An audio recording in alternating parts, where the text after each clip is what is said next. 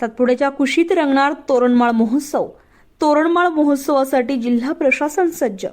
राज्यातील दुसऱ्या क्रमांकाच्या थंड हवेच्या ठिकाणी 3 दिवस चालणार उत्सवाचा उत्साह. आदिवासी परंपरा, कला आणि खाद्य संस्कृतीचा वारसा देश विदेशातील पर्यटकांना अनुभवता येणार. स्थानिक आदिवासी बांधवांना रोजगाराची संधी, पर्यटन वाढीसाठी प्रशासनाचा मोठा पुढाकार. येत्या 20, 21 आणि 22 फेब्रुवारीला तोरणमाळमध्ये भरणार निसर्ग आणि संस्कृतीचा मेळा.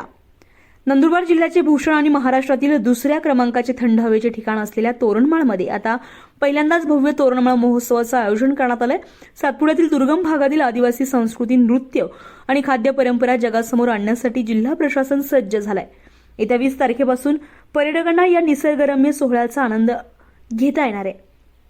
Nandurbar bulletin live, Nandurbar. Toranmal festival राबवलं जातं. नेमकं काय कन्सेप्ट आहे याच्यामध्ये आणि नेमकं याच्यातून काय साध्य होणार आणि काय काय लोकांना आवड करण्यात आलं? तोरणमाळ हे नंदुरबार जिल्ह्याचे नैसर्गिक वैभव आणि आदिवासी संस्कृतीचे प्रतीक आहे. त्या ओळखीला अधिक व्यापक स्तरावर पोहोचवण्यासाठी तोरणमाळ महोत्सवाची ही पहिली आवृत्ती आम्ही आयोजित करण्यात येत आहोत.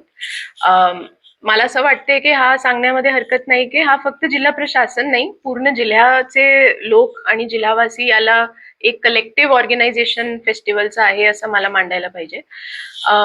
पुढील काळात हा महोत्सव दरवर्षी आमचा प्लॅन आहे की नियमितपणे आम्ही आयोजित करू. या माध्यमातून शाश्वत व जबाबदार पर्यटनाला चालना देत स्थानिक उपजीविकेला बळकटी देण्याचा आमचा एक प्रयत्न आहे. हा उपक्रम केवळ आमचा नाही, जसं मी पहिले सांगितलं, जिल्ह्यातील सर्व घटकांचा सामूहिक सहभाग आणि जबाबदारी यात आहे. सर्व नागरिकांना आणि पर्यटकांनी मोठ्या संख्येने उपस्थित राहून या महोत्सवाचं आपण सहभागी व्हावे, मी मनपूर्वक आपल्या सगळ्यांना आवाहन करते आणि आपण तोरणमाळमध्ये भेटूया. धन्यवाद.